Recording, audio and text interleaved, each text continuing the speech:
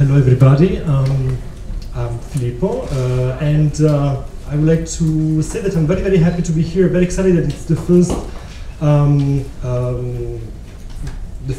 session of Hunger Talks, so it's an honor. I'm not thanking Saul, and you will understand why later. Said that, yeah, I'm going to talk about linear programming. I would like to know from you, how many people have heard, if you can raise your hand, how many people have heard about linear programming? Heard, okay. How many people have been working with linear programming? Okay, okay, fine, great.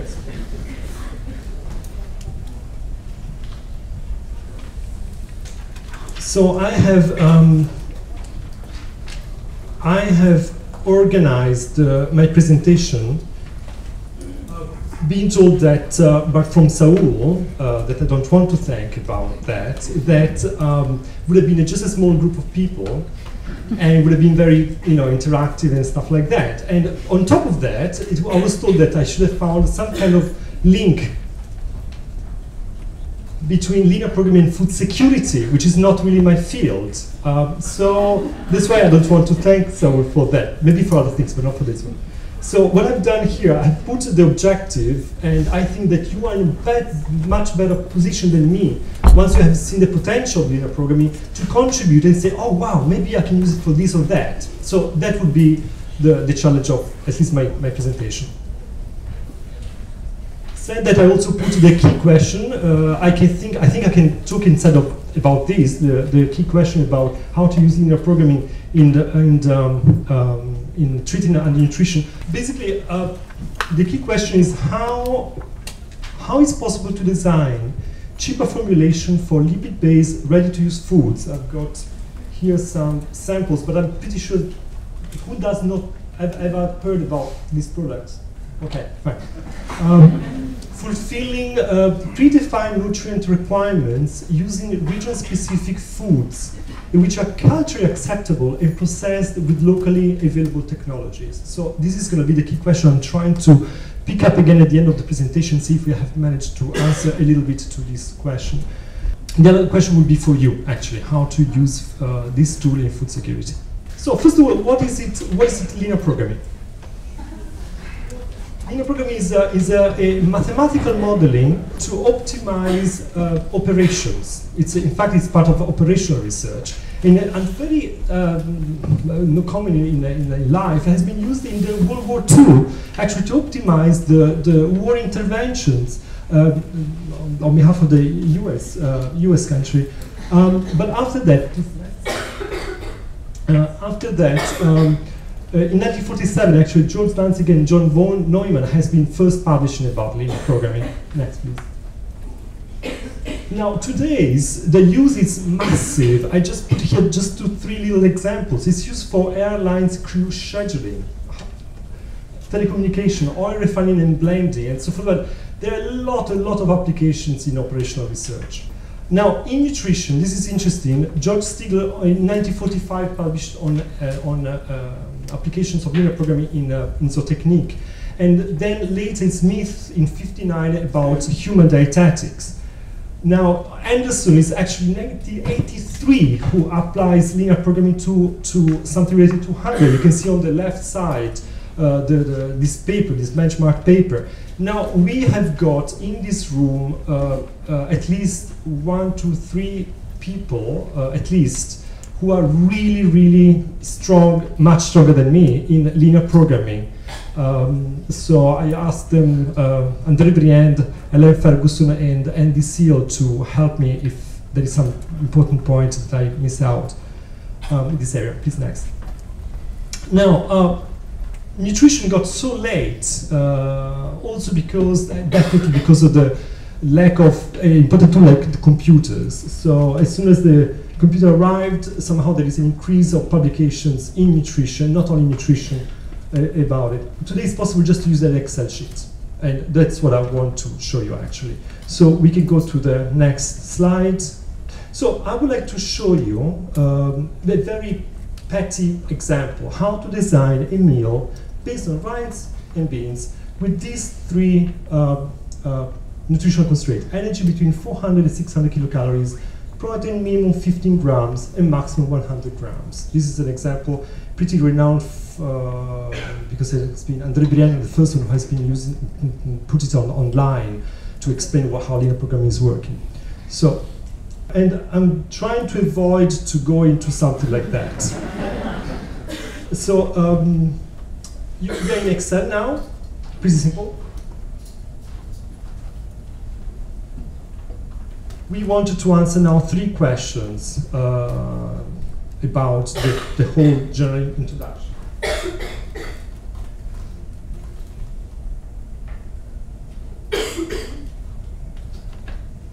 If you can read it well. So first of all, we need to know how much energy, protein, and sodium are contained in beans and rice. Oh, thank you. Can you hear me now? Yeah? Oh, fantastic. Thank you so much.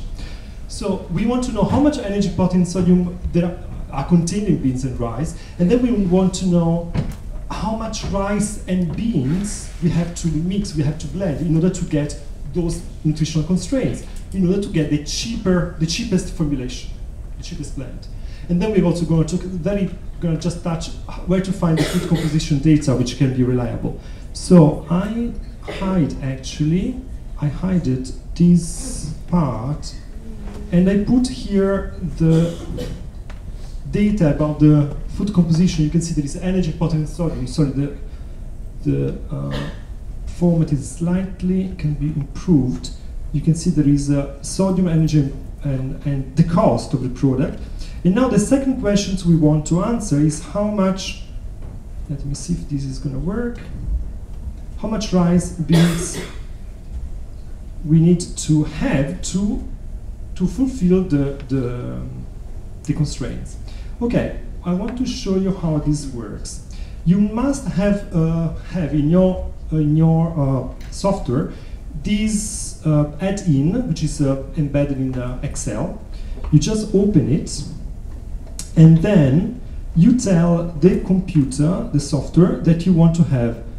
You want to assume a linear model, not a non-linear model, and also that all the values must be non-negative. So once you have done that, you're on the right track.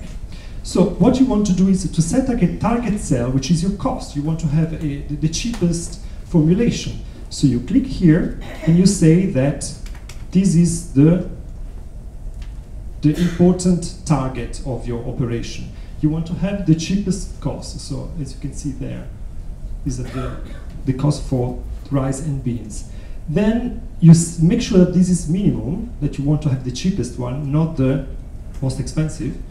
And then if you go here, this is a normal, let me close here. This is just a normal table where you get, again repeated as you see the different nutrients, but there are formulas here. So if I put, for example, here 550 instead of 100, you will see that the energy, protein, and the sodium have become half.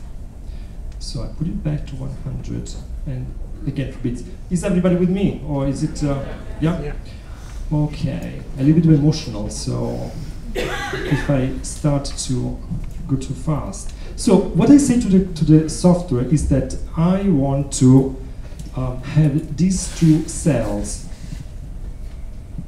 as the one which are gonna be the parameters for the formulation. Now the fun part starts, because I want to add the constraints. So I do like this, add, and then I say that I want to have the total energy above or equivalent to 400. Are you with me? Then I need to add. Then I want to say that the total energy has to be below 600. And then I say that the protein has to be equivalent or higher than 15. And then finally, that the total sodium has to be below 100.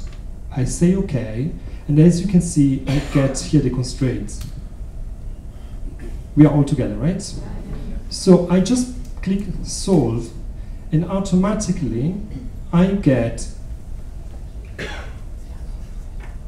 here the the perfect formulation, the cheapest formulation, 24 grams, 24 parts of rice and 33 parts of beans. So it's pretty simple. Now, there's a huge question about which data to use, food composition data. I'm not going to talk about it because it would be another, not a session, it would be another conference. So just be aware that probably, at least what I'm using after a lot of discussion with my supervisors, is to use international food composition databases that I can refer to at least, and here you will find the website where you can retrieve them. Now, I would also like to say that this was a very pretty simple example. Again, you have it much better explained than I did online, thanks to Andre, who put it online quite a few years ago. This is instead a slightly more complicated model that I have been using to design products which are more complex than rice and beans. It's ready-to-use foods. But basically it's the same principle. Here you get the constraints set in the way I want. I mean, I thought it was the best way to do it. Here you get something which does not really enter into the linear programming, but it's very important. It's the quality of the proteins you want to have. And then here you get the food composition database for 100 grams, what is available inside, what we know about the nutrients in the commodities. And these yellow ones are basically the yellow cells we had here. So it's just applying to a larger scale the same principle. Now, maybe a little bit intimidating, at least it was for me at the very beginning as a self-learner. So what I thought of doing is, together with Andy Seal and Valid, Andy Seal is from UCL, University College of London, Institute of Global Health, we have published a paper that in my aim, we had a bit of discussion with Andy, it's a kind of crash course on linear programming. So anybody who is interested, I will put here a few copies available. If you don't manage to get sufficient copies, I just did few, you can put your name here and I'm happy to send you the paper, don't tell the publisher, onto your email. So grab a pen and put down your email there. We are together until now, right?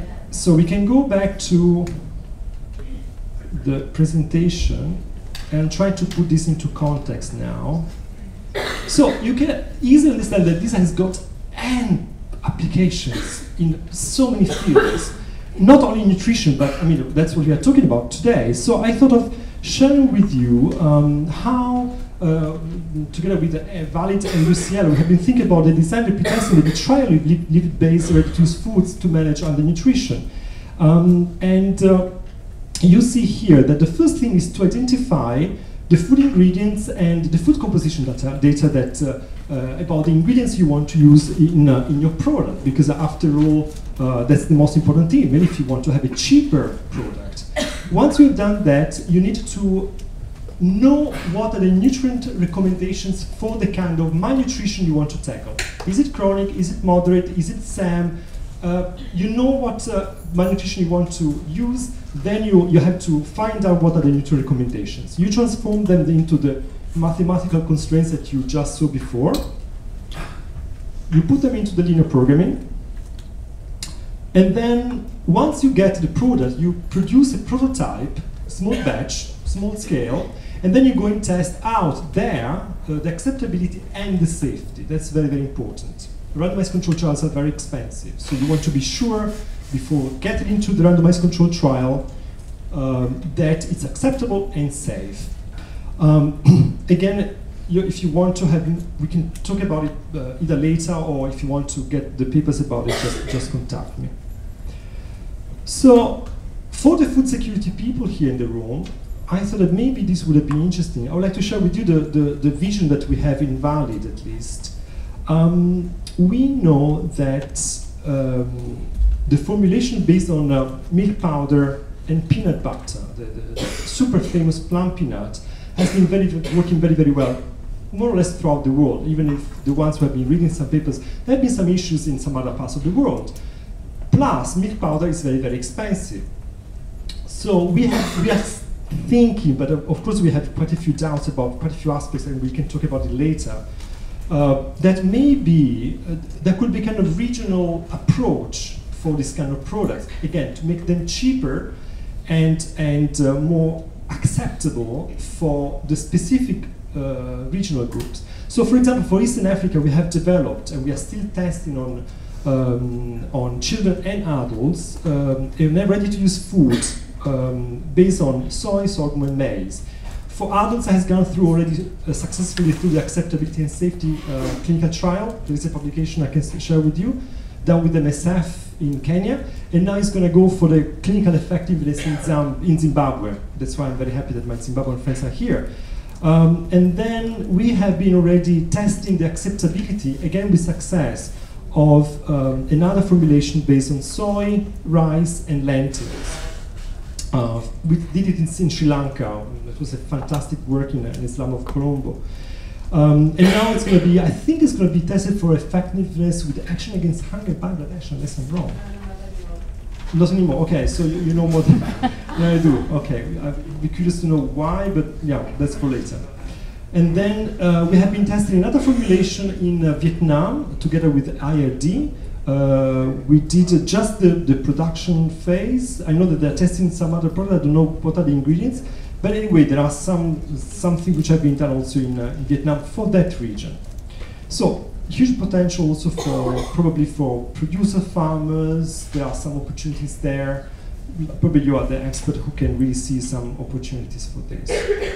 So I think my time is running out. I would like to go back to the nutrition key question. I will not read it again, but I think that in summary we can say that maybe linear programming can contribute within the design framework I shared with you, the flow charts, can contribute to design improved, cheaper, better products. Even if a lot of questions still remain, if the protein are of good quality, the phytate, the fiber, maybe it's not allowing the macronutrients to be absorbed, but there are many questions, and we can talk about it later. Probably the question, the other big question is that with how it can link to food security, and that where I was really struggling with, maybe you can contribute much more than I do. Final thing, I would like to thank you for your attention. I really hope to be to the next session on the other side of the hall in 2013. And I just wanted also to say that there is on the blog I'm trying to keep up with, there is a specific page on linear programming. So if you have any question or documents you would like to see out there, I'm really happy to get your inputs and share with the rest of the planet. Okay, I think it's all. I hope you stay within the 15 minutes. Thank you. Thank you.